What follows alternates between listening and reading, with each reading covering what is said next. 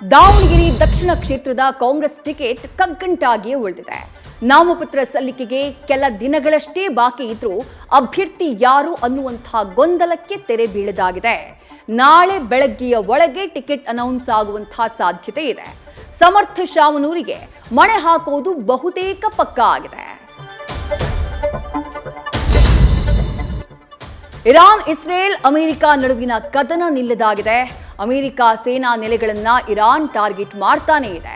ಭಾರತದ ಸಮೀಪವಿರುವಂತಹ Diego Garcia ದ್ವೀಪದ ಮೇಲೆ ಖಮೇನಿ ಸೇನೆ ಬ್ಯಾಲಿಸ್ಟಿಕ್ ಮಿಸೈಲ್ ದಾಳಿ ಮಾಡಿದೆ. ಮಧ್ಯಪ್ರಾಚ್ಯಕ್ಕೆ ಅಮೆರಿಕದ ಯುದ್ಧ ನೌಕೆಗಳು ರವಾನೆಯಾಗಿದ್ದಾವೆ. ಕೊಲ್ಲಿ ರಾಷ್ಟ್ರಗಳ ನಡುವಿನ ಸಂಘರ್ಷ ಭಾರತ ಅನಿಲ ಪೂರೈಕೆಗೆ ಪೆಟ್ಟು ಕೊಟ್ಟಿದೆ.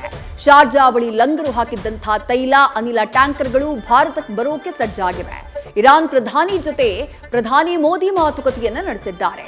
ಮಧ್ಯಪ್ರಾಚ್ಯದ ಯುದ್ಧ ನಿಲ್ಲಿಸುವ ಶಕ್ತಿ ಭಾರತಕ್ಕಿದೆ ಅಂತ ಹೇಳಿ ಆರ್ಎಸ್ಎಸ್ ಹೇಳ್ತಾ ಇದೆ. ಮಧ್ಯಪ್ರಾಚ್ಯದ ಯುದ್ಧದಿಂದ ರಾಜ್ಯದಲ್ಲಿ ಅನಿಲ ಅಭಾವ ತಲೆದೋರಿದೆ. ಬೆಂಗಳೂರಿನ ಆಶ್ರಮಕ್ಕೂ ಗ್ಯಾಸ್ ಟ್ರಬಲ್ ಸಂಕಷ್ಟ ಬಂದಿದೆ. ಗ್ಯಾಸ್ ಸಿಲಿಂಡರ್ ಅಭಾವದ ಮಧ್ಯೆ ಕಳ್ಳರ ಕಾಟ ಹೆಚ್ಚಳವಾಗಿದೆ. ಹಾವೇರಿ, ಬೀದರ್, ಬೆಳಗಾವಿಯಲ್ಲಿ ಅಡುಗೆ ಅನಿಲಕ್ಕಾಗಿ ಜನ ಕ್ಯೂ ನಿಲ್ಲುವ ಸ್ಥಿತಿ ನಿರ್ಮಾಣವಾಗಿದೆ.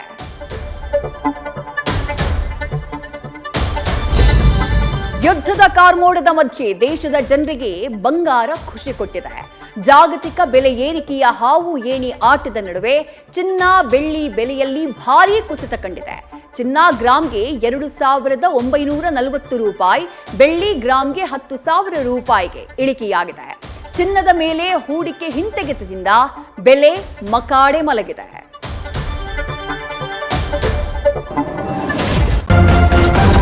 ನ್ಯೂಸ್ ಫಸ್ಟ್ ನಿರ್ಭೀತಿಯಿಂದ ನಿಮ್ಮ ಪರವಾಗಿ.